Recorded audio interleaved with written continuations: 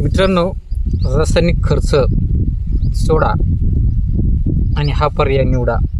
तर मित्रांनो, आपण जेव्हा आहे शेती करत असताना किंवा डाळिंब शेती करत असताना आपल्याला जे काय आहे हा रासायनिक खर्च जे आहे आपण हा शेतीला म्हणजे जे काही रासायनिक खतं आहेत आपण शेतीला वापरत असतो. पण मित्रांनो, आजकाल असं झालं आहे की रासायनिक खतांचा जो खर्च आहे हा खूपच भरमसाठ आहे. खूपच किमती ह्या खतांच्या जबरदस्त वाढलेल्या आहेत. तर अशातच ह्या खतांचा आपण वापर करत असताना आपला डाळिंब शेती म्हणा किंवा इतर पिकासाठी खूप मोठा जो आहे हा खर्च होत आहे आणि आपला जो शेतीसाठीचा खर्च आहे हा रासायनिक खताचा हा वाढत चाललेला आहे. त्यातली त्यात वॉटर सोल्युबल खतांच्या किमती तर ह्या खूपच जबरदस्त झालेल्या आहेत. तर अशातच ह्याच खतांना आपण पर्याय म्हणून काही स्वस्तातलं काही वापरू शकतो का, जेणेकरून आपल्या जी काही शेती आहे ह्या शेतीचा खर्च जो आहे आपल्याला कमी करता येईल, त्यासोबतच आपल्याला जमिनीची सुपीकताही वाढवता येईल, जीवाणूंची संख्याही चांगली वाढवता येईल आणि त्याचा आपल्याला जो काही येणारा रिझल्ट आहे हा रिझल्टही आपल्याला चांगल्यापैकी येईल, जेणेकरून आपलं जे उत्पन्न आहे हे चांगल्यापैकी वाढेल आणि आपला जो काही खर्च आहे रासायनिक खतावरचा जो आडमाप आज होत आहे हा खर्च आपल्याला कमी करता येईल. तर याबद्दलच आपण ज्या आजची ही चर्चा करणार आहोत. तर मित्रांनो, नमस्कार, स्वागत आहे तुमचं आपल्या आजच्या व्हिडिओमध्ये. आज पुन्हा एक नवीन माहिती घेऊन ज्या आहे रासायनिक खताला काही पर्याय म्हणून आपण वापरू शकतो का, तर नक्कीच आपण वापरू शकतो. तर ते काय वापरू शकतो ते आपण व्हिडिओमध्ये बघूया. तर मित्रांनो, जे काही आपल्याकडं तेलवर्गीय बियाणे असतात ह्या तेलवर्गीय बियाणामधून जे काही तेल कंपन्यांनी काढून घेतलेलं असतं आणि जे काही चोथा शिल्लक राहतो त्याला आपण पेंड म्हणतो किंवा त्याची वेगवेगळ्या त्यांना आकार दिला जातो. काही पापडी पेंड करतात, काही खपरी पेंड बनवतात, काहीचे गोळे असतात. तर अशा पद्धतीच्या काही पेंडी आहेत. जेवढे काही तेलवर्गीय बियाणे आहेत हा प्रत्येक तर आपण ज्या आहे रासायनिक खतांना पर्याय म्हणून जे आहे आपण हे वापरू शकतो. प्रत्येक पेंडीमध्ये जे आहे हे वेगवेगळे गुणधर्म आहेत आणि प्रत्येक पेंडीमध्ये जे आहे त्यांचा जो काही NPK रेशो आहे हा वेगवेगळा आहे. तर पेंड म्हणजे काय, तर आपण याविषयी बोललो का ज्या बियाणामधून तेल काढल्याच्या नंतर जे काही अवशेष शिल्लक राहतात त्याला आपण पेंड म्हणतो. काही भागात त्याला खपरी म्हणतात, काही भागात पेंड म्हणतात, काही भागात त्याला अजून काहीतरी वेगळा शब्द असू शकतो. त्यामुळे जे आहे का आहे आपण जे आहेत हे त्या विषयावर थोडंसं बोललो की कुठल्याही बियाणातून जे काही तेलवर्गीय आहेत, मग तुमची करडी आहे, शेंगदाणा आहे, सोयाबीन आहे, तीळ आहे, करंजा आहे, निंबोळी आहे, हे असे ज्या एरंड आहे ज्यामधून तेल निघतं आणि ते तेल बियाणांमधून तेल काढल्याच्या नंतर जे काही अवशेष शिल्लक असतात त्या अवशेषामधून जे आहे आपल्याला काय फायदा करून घेता येईल किंवा पर्याय खताला रासायनिक खताला पर्याय म्हणून आपण त्याला वापरू शकतो का, यावर आपण आज चर्चा करणार आहोत.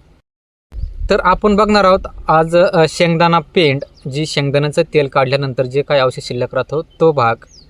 तर मित्रांनो, हा एक सेंद्रिय सोर्स आहे खतांचा. आपण हा रासायनिक खताला पर्याय म्हणून वापरू शकतो.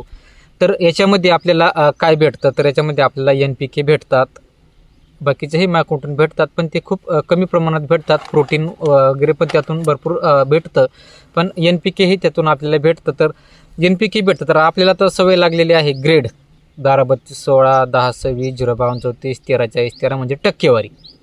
याच्यामध्ये किती टक्के आहे काय, तर आता किती किलोमध्ये किती टक्के हे तर मी सांगू शकणार नाही, पण याच्यामध्ये तुम्हाला नायट्रोजन जे आहे हा भेटतो साधारणतः 5 ते 6 ते 7 टक्क्यापर्यंत जे आहे तुम्हाला शेंगदाणा पेंडीमध्ये जे आहे तुम्हाला नायट्रोजन भेटतो. फॉस्फरस जे आहे हा फॉस्फरस तुम्हाला साधारण 1 ते 1.5% जो आहे तुम्हाला याच्यामधून फॉस्फरस भेटतो. सोबतच जो काही पोटॅश आहे हा पोटॅशसुद्धा तुम्हाला 1 ते 1.5% भेटतो. म्हणजे याचा अर्थ असा का ही नायट्रोजनयुक्त ग्रेड आहे. जशी आपली इथं मार्केटमध्ये ज्या ग्रेड आहे जे समजा 13-40-13 आहे, पण याच्यामध्ये फॉस्फरस जास्त आहे आणि याच्यामध्ये जे आहे फॉस्फरस कमी आहे. तर म्हणजे पर्याय त्याच पद्धतीची ही ग्रेड बनवू शकते, कारण याच्यामध्ये नायट्रोजन आहे, पोटॅश आहे, फॉस्फरस आहे. तर त्यानंतर आपण हे जे आहे हे एक नैसर्गिक जे आहे आपल्याला खतांचा जो आहे हा स्रोत आहे. यामध्ये जे आहे आपल्याला NPK जे भेटत असल्यामुळं आपल्या झाडांना जे आहे फुगवण वगैरे आपण याच्याही मार्फत आपण करू शकतो. 100% तर आपण यावरच करू शकतो. आपण हे मी बोलत नाही, पण एक पर्याय म्हणून आपण त्याला वापरू शकतो. ते जर 4 वेळा वापरत असाल तर 2 वेळा हे वापरा, 2 वेळा ते वापरा.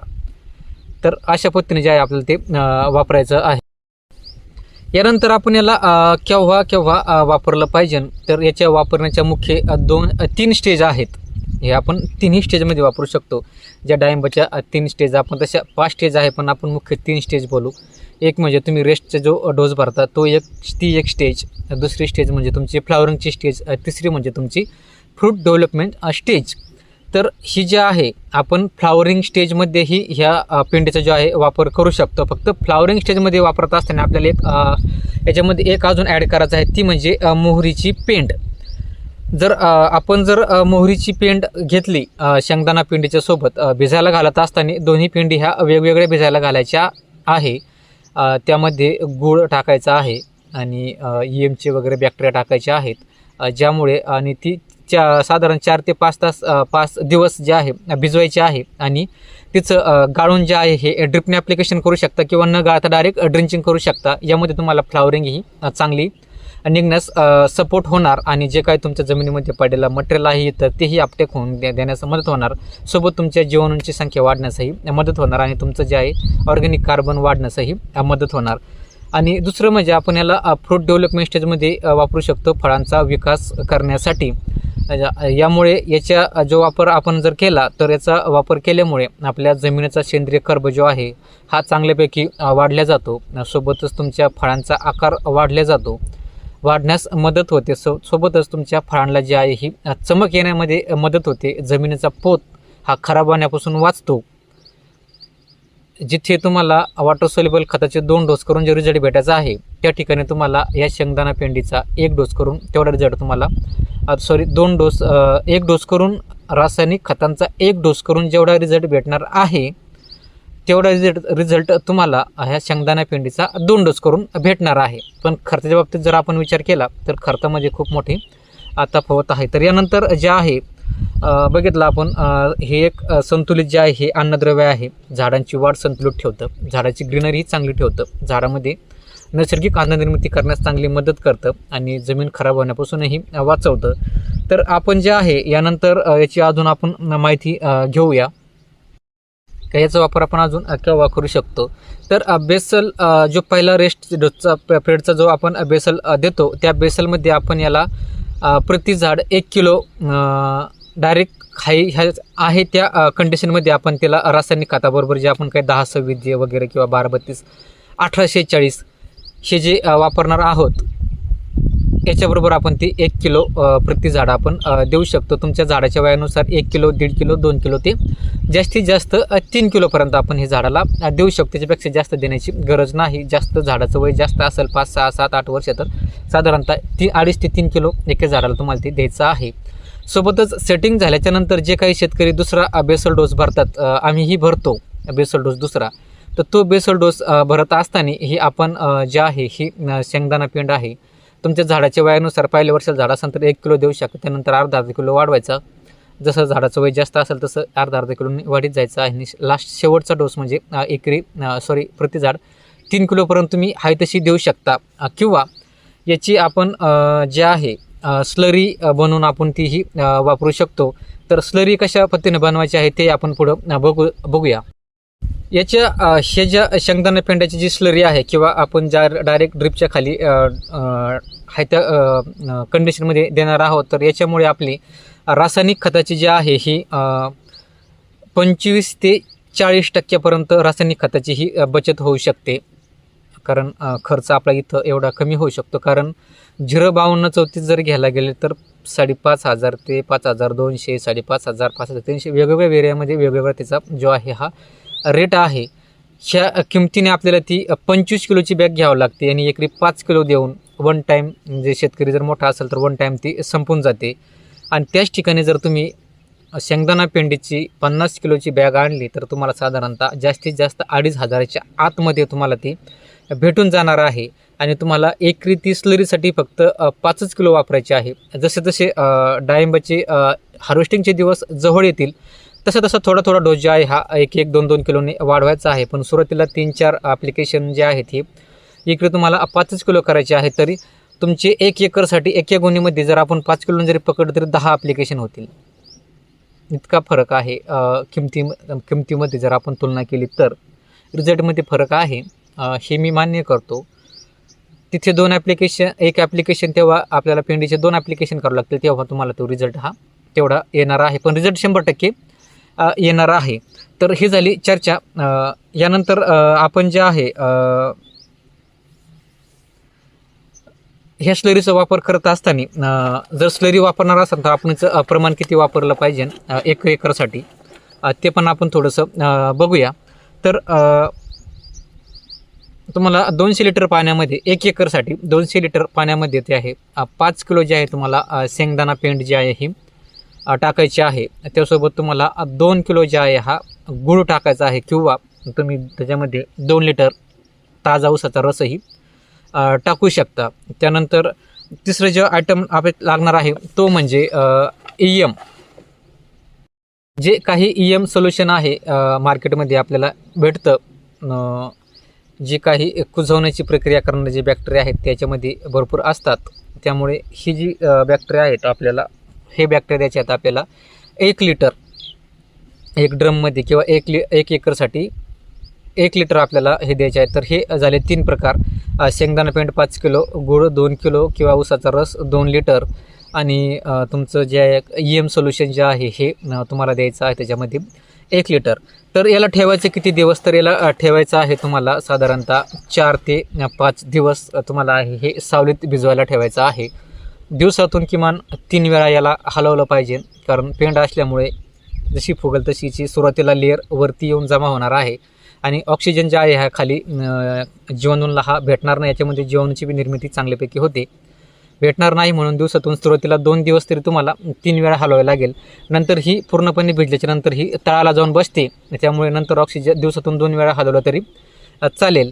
आणि त्यानंतर 4थ्या किंवा 5व्या दिवशी तुम्हाला ही व्यवस्थित गाळून तुम्हाला ही ड्रिपच्या माध्यमातून द्यायची आहे, किंवा तुम्ही डायरेक्ट आहे तशी देऊ शकता, ड्रिंचिंग करू शकता आहे तशी.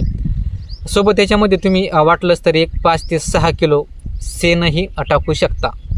याच्यात 5-6 किलो ताजे शेणही टाकले, किमान 10 किलोपर्यंत टाकले तरी चालतं, काही हरकत नाही. यामध्ये अजून 10 किलो शेण जर तुम्ही ॲड केलं तरी याचा रिझल्ट अजून तुम्हाला वाढल्या जाईल. तर मित्रांनो, जे काही सेंद्रिय शेती आपल्या डाळिंब पिकाला किंवा इतरही पिकाला तुम्ही हे वापरू शकता. रासायनिक खताला पर्याय म्हणून आपण काही वापरू शकतो का? तर नक्कीच मित्रांनो, आपण अशा पद्धतीने जे आहे हे पेंडींचा जो आहे आपण हा वापर करून रासायनिक खताचा खर्च कमी करू शकतो, आणि रिझल्ट मित्रांनो यांना पण खूप छान येतो. मागच्या वर्षीचा माझा अनुभव आहे. त्या अगोदर मी जे काय आहे इतरांना सांगायचं, पण मी जे आहे हे वापरत नव्हतो. पण मागच्या वर्षी जे आहे मी ते वापरली, आणि मला त्याचा रिझल्ट जो आहे मित्रांनो हा खूप छान आला. कारण त्यावेळेस माझा याच्या वापरानंतर मालाची क्वालिटी कशी होती याचा एक शॉर्ट व्हिडिओ मी ह्या व्हिडिओच्या शेवटला जो आहे एक माझ्याकडे एक 20-30 सेकंदाची जे आहे मागच्या वर्षीची जी आहे क्लिप आहे. तसे भरपूर क्लिप आहेत, पण ती क्लिप जी आहे मी काढली होती ती जी क्लिप आहे ती हार्वेस्टिंगच्या वेळेस मागच्या वर्षी आमची खूप हाल झाले, करून खूप जबरदस्त 10 ते 15 दिवस पाऊस चालू होता. त्यामुळे जे हार्वेस्टिंगला आमचे खूप हाल झाले. ट्रॅक्टर अक्षरशः अख्खा जाऊन फसायचा. तरी आम्ही कसे तरी प्रयत्न करून तो माल जे आहे आम्ही हार्वेस्ट केला, आणि त्याच हार्वेस्टिंगचा मालाची जी आहे मी थोडीशी ट्रॅक्टर फसलेला असताना जी आहे थोडीशी क्लिप काढली होती. तीच क्लिप मी ह्या व्हिडिओच्या शेवटला लावून देईन.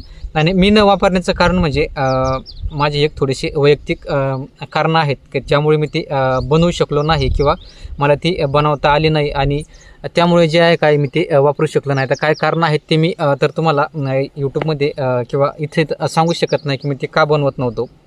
त्याच्यामागे कारणं होती, पण मागच्या वर्षी मी ती आहे ती बनवली, तर खूप जबरदस्त मला रिझल्ट त्याचे मिळाले होते. यानंतर मित्रांनो, आपल्याकडं भरपूर पेंडीच्या स्लऱ्यावर माहिती आहे. रासायनिक खताला आपण काय काय पर्याय आणू शकतो.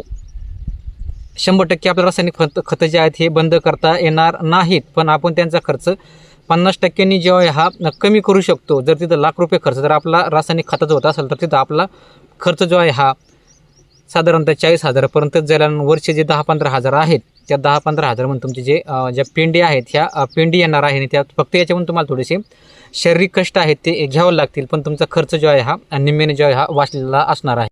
तर अशा पद्धतीने जे आहे मित्रांनो, जी काही आजची जी माहिती होती महत्त्वाची, जेवढी तुम्हाला सांगण्यालायक होती, तेवढी मी जी आहे ही सांगितलेली आहे. यानंतर जेव्हा काय आहे नवीन व्हिडिओ किंवा नवीन विषय, जो विषय आपल्याला सुचेल किंवा ज्या काही इतर ज्या पेंडी आहेत राहिलेल्या, त्या पेंडीवरही आपण व्हिडिओ जे आहे आणण्याचा प्रयत्न करू, जेणेकरून एकाच व्हिडिओमध्ये आपण सर्वच पेंडी जे आहे हे कव्हर करण्याचा प्रयत्न करू. म्हणजे वेगवेगळे व्हिडिओ पाहण्याची जी आहे ही गरज पडणार नाही.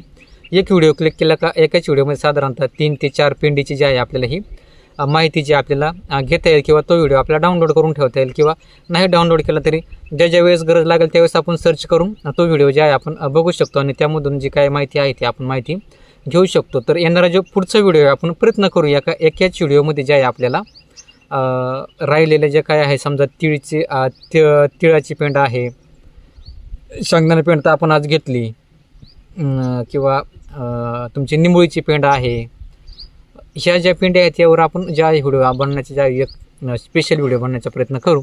तर भेटूया मित्रांनो पुढच्या व्हिडिओमध्ये. आजच्या व्हिडिओमध्ये इथेच थांबूया. तत्पूर्वी मित्रांनो, व्हिडिओ आता इथपर्यंत आलाच आहात बघत, तर व्हिडिओ जर आवडला असेल तर लाईक करा, आणि चॅनलला जर कोणी नवीन असेल तर चॅनलला सबस्क्राईब करायला विसरू नका. सोबतच बेल आयकनची बटन दाबून ऑलवर जे आहे क्लिक करण्यासाठी विसरू नका, जेणेकरून जसाही व्हिडिओ अपलोड केला जाईल व्हिडिओला, त्याच क्षणी तुमच्या जो आहे मोबाईलला आपला व्हिडिओ जो आहे हा तुम्हाला पाहण्यासाठी मिळेल मित्रांनो. तर थांबूया इथेच. धन्यवाद.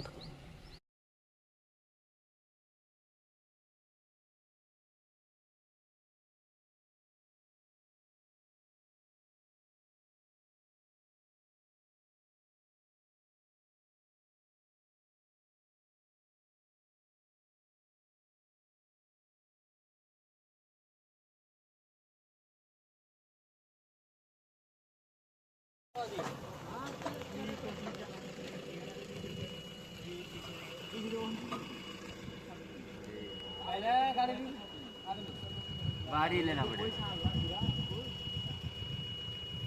अभी ये खाली करो, इधर ही धक्का मार के निकालो। पहले आप अपना गाड़ी निकालो, वही करना पड़ेगा। पहिले गाडी काढून घ्या तुमची.